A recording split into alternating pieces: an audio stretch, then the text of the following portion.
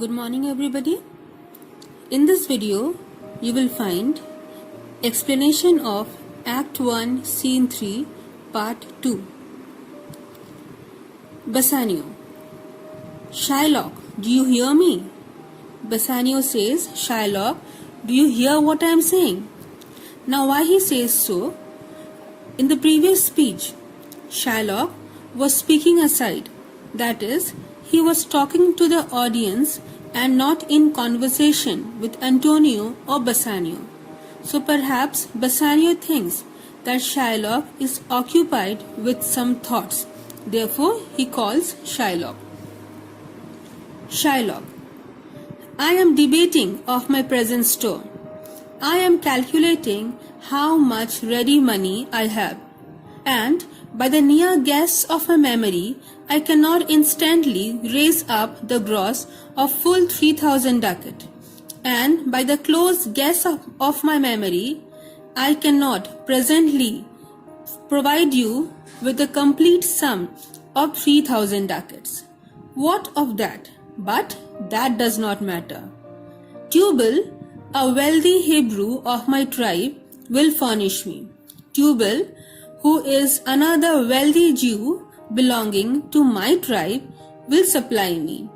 But soft, wait a while. How many months do you desire? You need it for how many months? To Antonio. So far he was talking to Bassanio. Now the further lines he speaks to Antonio. Rest you fair, good sinner. Rest you fair is a way of greeting somebody. So rest you fair, good sinner.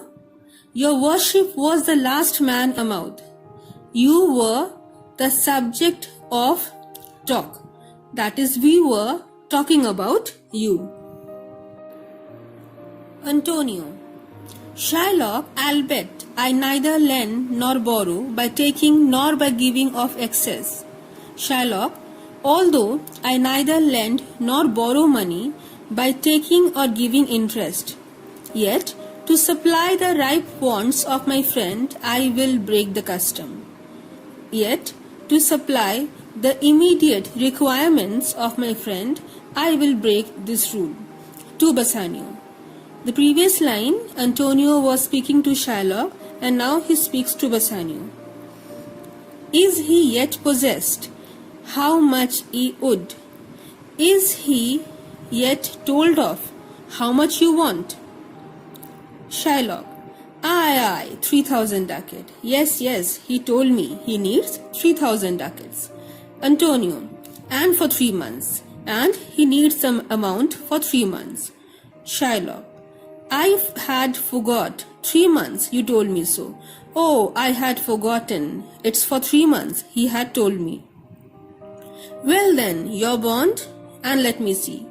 Well then, about your bond, let me consider. But hear you, but listen to my words. Methought, you said you neither lend nor borrow upon advantage. I think you said you neither lend nor borrow by taking interest. Antonio. I do never use it. I never do that. That is, I never borrow nor lend money by charging or giving interest. Shylock. When Jacob grazed his uncle Laban's sheep, this Jacob from our holy Abraham was, as his wise mother wrought in his behalf. The third possessor, he was the third. Abraham was the founder of the Jewish race. Isaac was his son, and Jacob was the grandson of Abraham. Jacob was third in the line of heirs to the family estates. The first one was Abraham, second Isaac, and third Jacob, son of Isaac. Jacob should not have been the heir since he was younger than his brother Esau. But Jacob's mother played a trick to have Jacob made Isaac's heir. So now when Jacob, he took his uncle Laban's sheep for grazing, This Jacob from our holy Abraham was. This Jacob was a descendant from our holy Abraham. As his wife mother wrought in his behalf, as his wise mother schemed on his behalf to make him the third possessor. The third possessor, aye, he was the third. So the third owner, yes, he was the third. Antonio, and what of him? Did he take interest? And why are you talking about him? Did he also take interest? Shylock, no, not take interest, not as you would say. No, he did not take interest as you would say, directly interest. Mark what Jacob did. Now listen to what Jacob did. When Laban and himself were compromised that all yearlings which were streaked and pied should fall as Jacob's hire. So now Uncle Laban and Jacob, they entered into an agreement that all the yearlings, that is the newborn lambs, which were striped and spotted, should be Jacob's share as a payment for the service that he has rendered. This was a way to thrive, and he was blessed, and thrift is blessing if men steal it not. This was a way to succeed, and he was blessed in doing so. All profit is blessing if men do not steal it. This a reference is made to the story in Bible, according to which Jacob, son of Isaac, he served his uncle Laban, and they had entered into an agreement that Jacob would receive for his services the lambs which were born with spots and stripes. During the breeding season, Jacob placed wooden rod in such a position that the shadows of rods fell on the ship. By this means, Jacob is said to have influenced the ship so much that almost all the lambs were born with spots and stripes, and thus they became the property of Jacob. Here, this example is being given by Shylock to prove that his profit-making business is not wrong.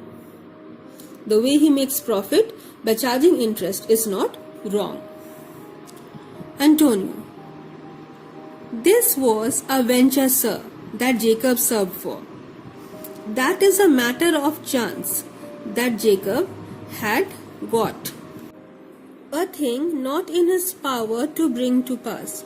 It was something that was not in the power of Jacob to make it happen, but swayed and fashioned by the hand of heaven. But it is all designed and shaped by the hand of God. Was this inserted to make interest good?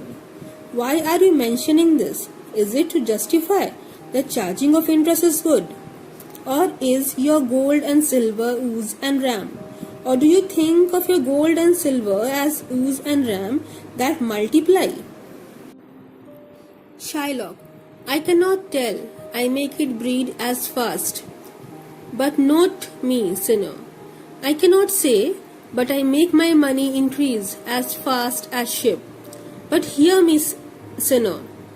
Mr. Antonio, mark you this, Bassanio. Take a note of this, Bassanio. The devil can cite scripture for his purpose. The devil can quote from scripture for his purpose. An evil soul producing holy witness is like a villain with a smiling cheek. A goodly apple rotten at the heart.